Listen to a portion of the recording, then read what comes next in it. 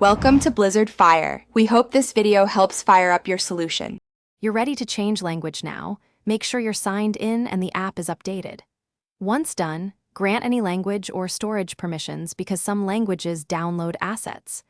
Open Sharechat and tap your profile icon in the corner, then go straight to Settings. From Settings, choose Language.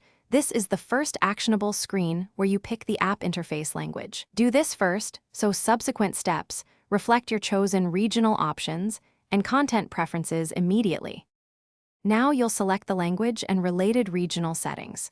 Scroll the list or use the search field to locate your target language. This saves time. Tap a language to preview how interface labels and navigation will look, and if dialect choices appear, pick the one that matches your region.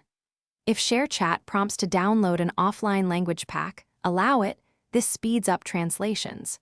Once the download completes, the app will prompt you to apply the language, so the interface updates.